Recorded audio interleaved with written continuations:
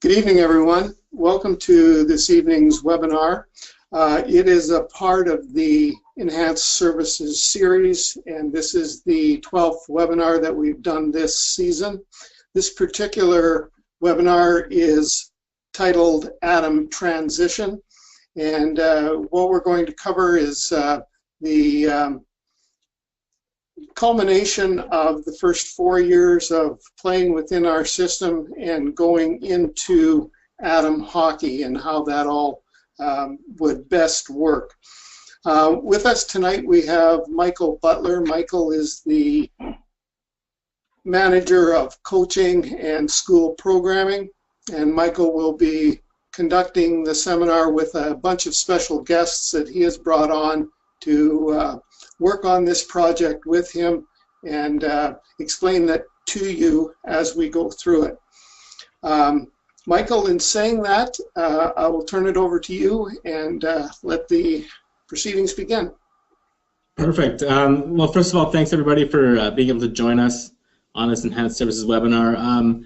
I've assembled a pretty good group of individuals. Most of them were involved in the writing of this Atom Transitional document. And we're going to follow a fairly strict agenda in terms of how we want to describe this document to you, and we'll start off with BC Hockey CEO Barry Petrochenko with a quick welcome. Thank you, Michael, and welcome everyone. We really thank you for joining us on this webinar tonight. It's another in our series of trying to make the game better for our players, and this one really hits home with those players and on the ice. We're part of unique times now where we're really working toward a bit more standardization in the programming that we deliver to our players in their development and the development track that we get them on. And we have a unique opportunity tonight to review a tool that is being made available to our associations. Not a mandatory tool, just a tool that can be in your toolbox in order to make the transition from novice to Atom a little bit easier and better for our players. And what's unique about tonight is that, as Michael touched on, we have many of the people who actually developed this plan here to talk about it and to go over the various aspects of it. So I think it's a great opportunity for us to grow our offerings, and what we're really trying to do is provide you with as much information as we can in order to get you in a position where you're ready to go once we hit the ice for our next season, which is kind of funny to think about at the close of this season, but certainly exciting to think about the possibilities of a new year and a new program as we transition these players from cross ice to full ice. So with that, I will turn things over to our coach coordinator, Aaron Hoffman, and let the seminar begin. Perfect. I just would like to thank everyone for joining us on this webinar and just provide some information on what this document provides for our membership and to address the transitional period from IP novice, which is cross ice at this time, to full ice, Atom. This is designed to assist players understand the new rules and dynamics involved in the game, from everything from offsides to icings in the larger rink associated with full ice hockey. The document is meant to serve as a guideline to minor hockey associations and can be adapted as required. That's important. This isn't a mandated series of documents that you have to follow, but there are some great, incredible tools in there. If you go through it, you'll see that there are links to videos in Coach Club, I believe it is. And I want you to make sure that you go over it and make sure you look at links involved. Also, the Atom Transitional Plan is part of our BC Hockey's increased support plan for minor hockey operations. We're here to serve and assist you with player-coach development. Like I said, there's a great panel involved in this program, many different lenses on how to deliver this program, and I'm really happy at the final product and hope you enjoy it. Perfect. Thank you, Aaron. I'll just do a quick introduction of who we have on the call now that we're all assembled here. Members of the writers group included Aaron Hoffman, who you just heard speak, Colin, who's in the Lower Mainland, Robin Deach, who's also in the Lower Mainland, who's one of our cross-ice IP leads in that district, Jeff O'Keefe, who serves the same role in the Okanagan, Jeff Compton, who's on the phone right now, who's coaches with the Victoria Racquet Club and the Victoria Royals of the Western Hockey League, and I believe Lee Richardson as well, who is our cross-ice lead for the South Island. So they all have a particular expertise in which we called on for this document, and together we met up in March and were able to come up with a fairly succinct document that should help associations as they plan for their pre-trial period for the Atom level. So without further ado, I'll go to Jeff O'Keefe, who's going to quickly discuss the breakdown of this document, where it's located on our website, and what it looks like. Thanks, Michael. So yeah, this is, I assume everyone can see the screen, and Michael's just going to show where this document is located on the BC Hockey website. And so he goes to the initiation section of the website, and this is the ATP, the Atom Transitional Plan document itself. So the document itself is divided into, as you can see, 6 sections. The first part just outlines the purpose and why this document was created. Then it gets into sort of the suggested way to roll it out in your associations, and when we get to that point, you'll see it sort of suggests 6 ice times would be ideal, with the first 3 being practices and then the last 3 being a version of a controlled scrimmage. But as Barry and Aaron mentioned, it is just a suggestion. So based on the discussions we had in March when we developed this plan, this was sort of the best format that we thought would be most beneficial to players. So the bulk of this document is the practice plans. Again, they're just suggested practice plans, but for those people wanting something prescribed and sort of laid out for them, the drills and the progression through each of those first 3 practice sessions are laid out. And following that, it gets into the sort of the considerations for a controlled scrimmage. And then at the end of the document, the second last page has links to appendices, which are outline those 4 main key teaching points that this transition plan addresses, which you can see where Michael has the document at the moment. So those 4 items are stoppages and starts of play, so just basically around face-off setups and roles and responsibilities for players, what that looks like on a full ice. Spatial awareness, and so that's probably out of the 4 appendices, the 4 sort of skill key development regions, that's probably the heaviest, most heavily loaded one, and because it addresses everything from D-zone coverage to offensive attack to offensive team tactics to neutral zone plays. So again, obviously, the Atom player, the team strategy and systems isn't necessarily the focus for an Atom player in terms of the long-term development program, but with this program, with this Atom transitional plan, those are areas that we hope to address to make that transition from cross ice to full ice little smooth. And then the rule adjustment mainly focuses on getting players to understand offsides and icings.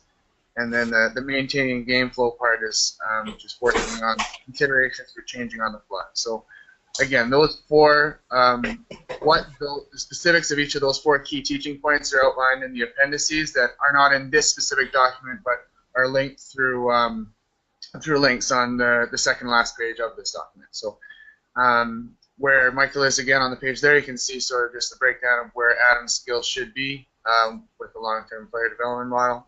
And then here's sort of an outline of what this transition plan should look like. Ideally, again, it's just a suggestion, but 3 practices followed by 3 controlled scrimmages. And the idea would be to roll it out at the start of the season prior to kids being evaluated for rep teams or for development teams at the Atom level. And obviously that benefits kids that maybe are just getting on the ice for the first time for that season, and allows them to get their feet under them, and for those players coming into Atom to have a more solid grasp on those rules that are being implemented for the first time in their hockey careers. So, and this is just getting into the start of those practice templates that I mentioned. So we actually, Michael laid it out drill by drill if associations choose to follow the prescribed lesson. And each drill has a link to the Hockey Canada Drill Hub site for more description of the drill. If you want videos of the drill, I believe almost every drill here has a link to the Hockey Canada Drill Hub. So and this is how you access the video. So it'll take you to the Drill Hub, you follow another link, and then it shows the drill being executed. So there should really be, hopefully there's no confusion about what is meant by each of these drills and sort of how it fits into developing different aspects of those 4 key teaching points I mentioned. So yeah, these are obviously not necessarily Atom players running a drill, but it shows how the drill should run and how things should flow. So beyond the practice plans, it gets into sort of the considerations for a controlled scrimmage. I imagine most coaches are familiar with what that entails as in general, but for the purposes of teaching those 4 key teaching points that I mentioned, it just outlines sort of the considerations that you might want to involve in these types of controlled scrimmages. So having a referee, for instance, would be optional. You can also have the option of having 2 coaches run it instead. That way there's an opportunity for a coach to be on the ice to outline whether it be offsides, icings, positional play in the offensive or defensive zone. So these are all things that, again, can be tailored to the specific association, the specific group of players. And but this is sort of some of the best practice suggestions that we thought might work best to, again, help novice players make that transition into Atom. But yeah, and then the final page here, just past the where the links were for the appendices. The more recent document, I think, actually has links, or sorry, contact information for each of the cross-ice hockey leads for each district, and there they are. So it was linked to it. Sorry, and there's people for each district, and those leads are ready, willing, and available to help any association tailor this plan to a specific association's needs. Obviously, a bigger association like Kelowna or something in the Lower Mainland might have very different needs or very different realities compared to a smaller association like North Okanagan or something like that, where ice time availability and just number of players is going to be drastically different. So cross ice leads like myself and Lee and others are available to help in associations in their specific regions. So please do reach out if you have any questions about sort of the goal and scope of this plan and how to implement it for your specific group. And another great resource beyond obviously the document and the appendices that are shown on the screen there is the Hockey Canada Network app. And if you're looking just for more ideas on how to implement these main 4 key teaching points, there's a lot of great resources, the Hockey Canada Network app, and there's drills can be found there. And if coaches or parents or players or anyone in your association are interested in having a webinar or sort of an information on just using the app, the IP leads are available to coordinate that as well. So please, I guess, use those resources like myself and Lee and the Cross Ice Hockey Leads. And if we're here, like Aaron said, we're here to facilitate this plan's implementation. And it's a guide, but if you have any questions, please don't hesitate to ask. Perfect. Thanks, Jeff. I'm just going to show quickly the appendices here.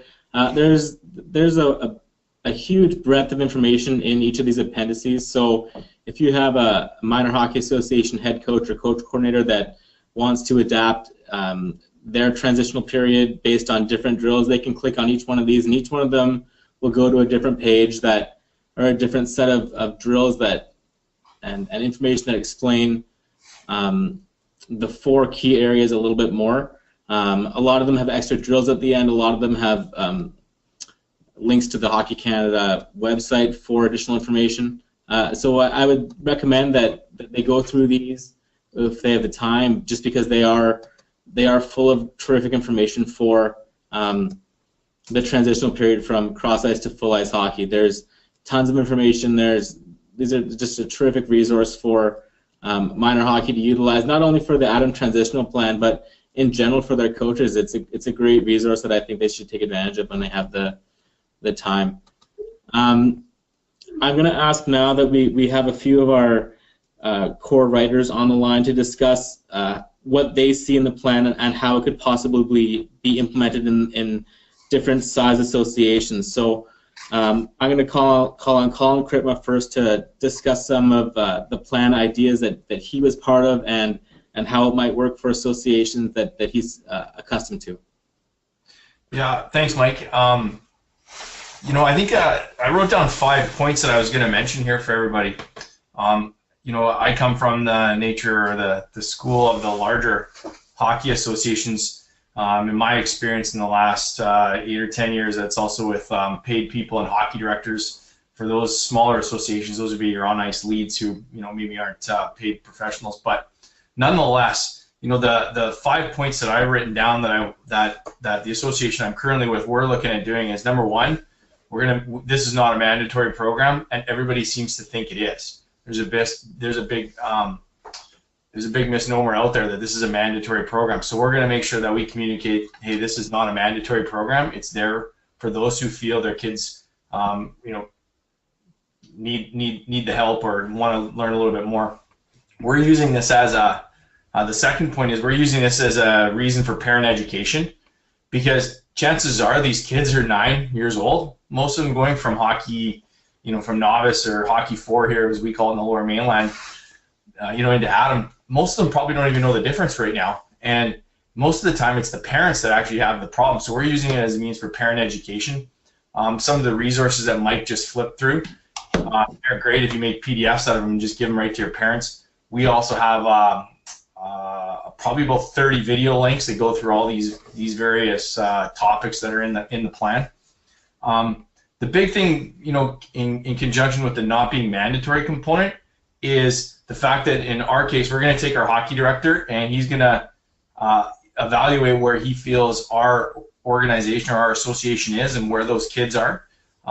As we all know, spring hockey is a big thing now, so you can probably lop off 40% of the kids already know what all this is, and 60% probably, you know, need a little bit of additional work with it. So he's going to determine, you know, how much of the program to deliver and what the key points to the delivery are. He's going to, what we're doing is we actually just made our ice request a couple days ago, but we're looking at a 4 on-ice session and 1 off-ice session, maybe a second off-ice session to do it. We're going to split it into those that want to try out for rep hockey. You're going to get their Adam transition program set up or dealt with before rep tryouts in the 4 or 5 days before rep tryouts. And then for anybody that's going right into recreational hockey, it's just going to be part of the first 2 weeks of getting on the ice. So we're only really looking at 4 additional ice sessions, adding as cost to our organization. That's point number 4. The last point, as we all know, for those who have to deal with the rep hockey side of things, inevitably there's going to be a parent who says, oh, my kid didn't make Team X because you didn't follow BC Hockey's program. So we're going to actually write a policy that says, you know, this program is not mandatory. It's a free program. It's up to you. And if you want to come to it, you can't use it as a means for appeal on your team selections here. So those are the 5 points that we're looking at to deliver the program for this year. And we're looking forward to getting it going in August. Perfect. Thanks, Colin. Lee Richardson, can you touch on a little bit from the South Island perspective? I'm from Wandafuka Minor Hockey, and right now we just went through a bit of a change with our board of directors, and I know they're looking at revamping the assessment process, and I would assume they're going to make this a part of it. Some of the other minor hockey associations are definitely embracing it. I know Rob Wilson out in Souk, the head coach there, is definitely keen to implement it out there, and we all, the people that I've spoken to in the South Island are excited to get it going and try it, I think, this year, which is good enthusiasm, and I think that them embracing it, especially the leads, the head coaches, will help a lot and go a long way. There's going to be a lot of value to seeing a couple places have success with it, and then I'm sure more and more MHAs will come on board.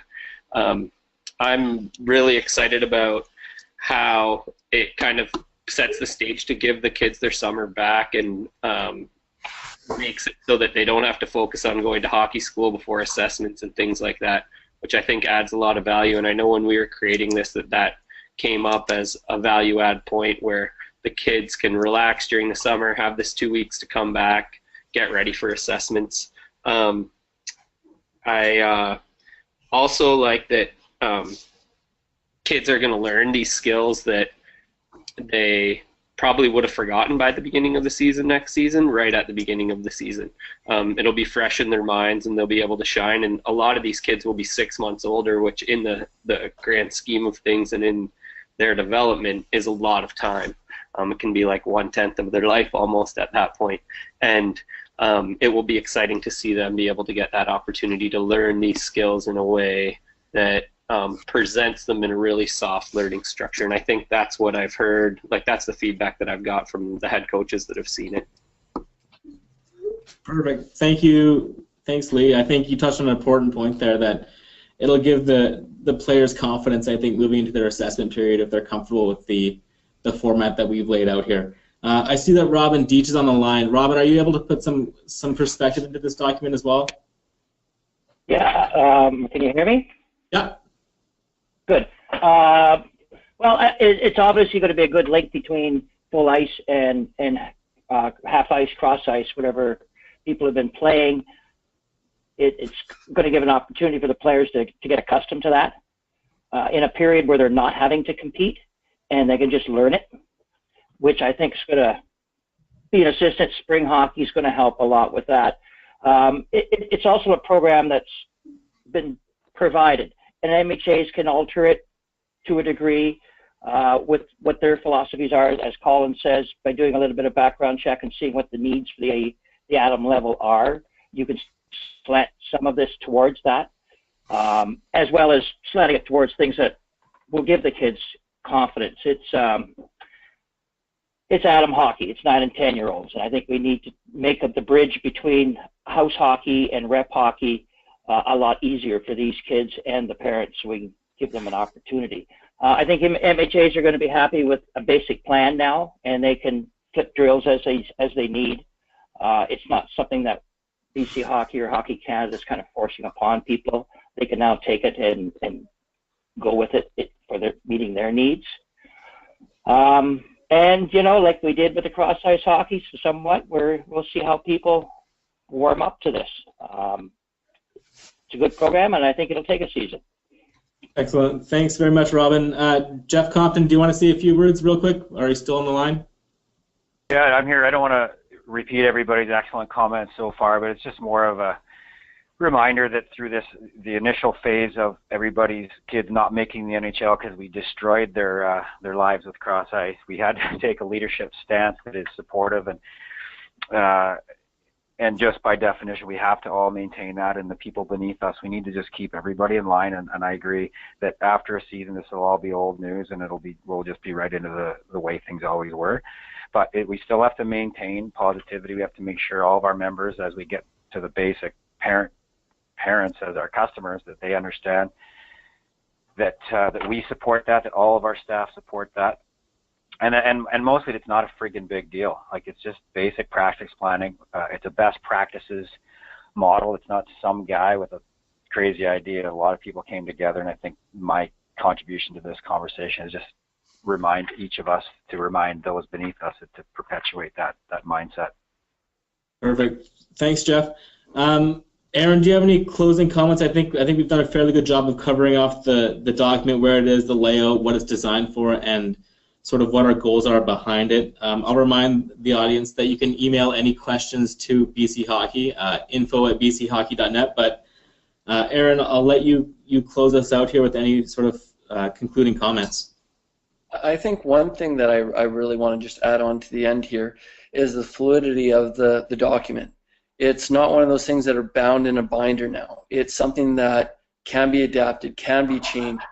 When I hear the best practices from MHAs, hopefully this year, maybe these are things that we can add to the program moving forward. And I just want to make sure that I thank all the delegates and everyone in attendance that came out and was a part of this program and came out to listen today. And if you have any questions or concerns at all, please send it to info@bchockey.net, and we'll be quick to answer the questions, and we'll get back to it shortly. Perfect. Barry or Jeremy, would you like to say anything as we sort of end the seminar here? I just want to thank the panel, not only for their time tonight, but for the time in putting this all together for us. It's a nice achievement for us, and we're looking forward to it hitting the ice next year. And so just want to acknowledge that good work, and also thank everyone on the line. Hopefully it's been helpful, and we're really looking forward to working with you on delivering some of these types of initiatives in the next year. So please don't hesitate to contact our office, and we'll provide whatever assistance you need in working through any of this. Perfect. Thanks very much, everybody. I think that's the conclusion of this this Enhanced Services webinar. As mentioned before, send any questions to info@bchockey.net, and we'll answer them from the office end, or we'll direct you to our IP leads, who are a tremendous resource in the field for all things Atom and below hockey. So thanks, everybody.